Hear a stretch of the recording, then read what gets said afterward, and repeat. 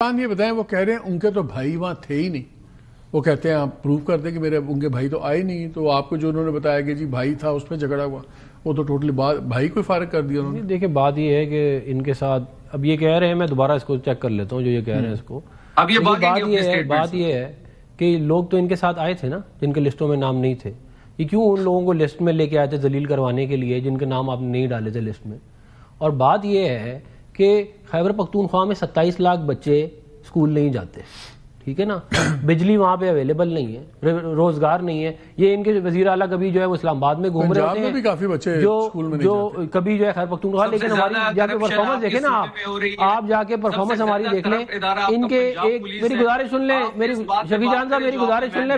دیکھیں میری گزارش سن لیں آپ، پھر میں آپ کو بتاتا ہوں. کیا کہتے ہیں کہ آپ لوگ ایک ہاسپٹل آپ نہیں بنا سکے، ایک یونیورسٹی نہیں بنا سکے. آپ لوگ آپ کے لوگوں سے پوچھا کہ کون سا ہاسپٹل بنایا تو نام. اچھا مجھے ایک سیکنڈ اس طرح تو نہیں ہوتا نا. یہ کہتے ہیں کہ آپ لوگ کام اپنا کرتے نہیں ہیں، سارے دن آوارہ گردیوں میں گھومتے رہتے ہیں. شفیع جان ایک سیکنڈ، افلان ایک سیکنڈ.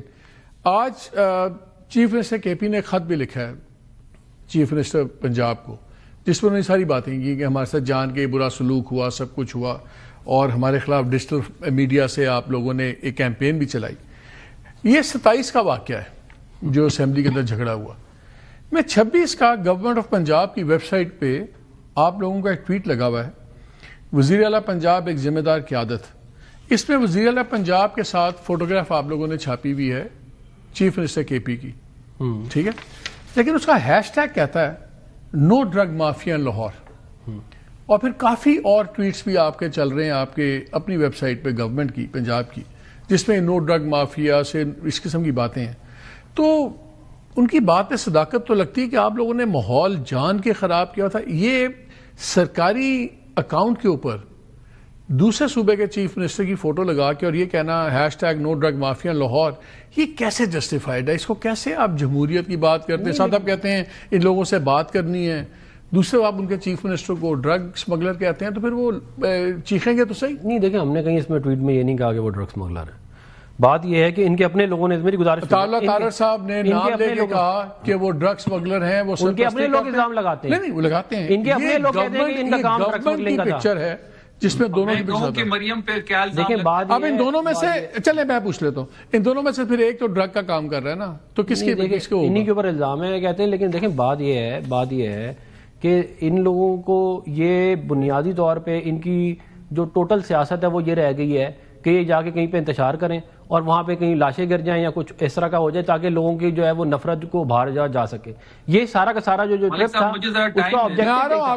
اس کا آبجیکٹو بھی سارا کا سارا یہ تھا کہ کہیں پہ جاؤ اور آگے آگ لگاؤ. وہ کہہ رہے ہیں کہ وجہ ہو نہ ہو آپ نے ہر جگہ دنگا کرنا ہوتا ہے. صحافیوں نے جو سوال پوچھا اس کو بھی ان کو ہم بولنا ہے. صحافی سوال پوچھ رہے ہیں، اس کا ہمارے دیکھیں مالک صاحب جواب دیں آپ صحافیوں کا. میں نے جب میں نے افنان صاحب کو گھیرا تو یہ کہیں اور بھاگ گئے. میں کہیں نہیں بھاگا بیٹے، ابھی آپ بہت چھوٹے ہو. مجھے موقع دینا. ہاں ابھی آپ بیٹا ابھی آپ آرام سے بات کریں. ہاں ابھی آپ چھوٹے ہیں، ابھی آپ بھاگنے کی بات نہ کریں، ورنہ اگر باقی بھگانے کے ہیں نا تو ادھر آ کے بیٹھ جاؤ. پھر جیسے میں نے تمہارے پہلے والے بھگائے ہیں نا تمہیں بھی بھگاؤں گا. چلو کول ڈاؤن آرام سے بات کرو.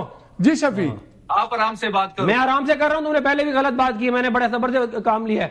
آرام سے بات کرو. جیسوں کو بھگانا مجھے آتا ہے، بھگانا تمہیں آتا ہے. تمہارے سارے میں نے بھگائے ہیں یہاں پہ پہلے، اور اگر بھگانا آتے تو آگے بیٹھو نا، پھر میرے ساتھ آگے بیٹھو. چلو شفیع کو جواب تو دینے دینا افران، شفیع کو جواب یار. آپ دیکھیں پہلے انہوں نے بدتمیزی کی ہے، چلیں میں آرام سے لحاظ کیے جا رہا ہوں. دیکھیں مالک صاحب، چلو پالیٹکس میں لحاظ کرنا چاہیے ایک دوسرے کا.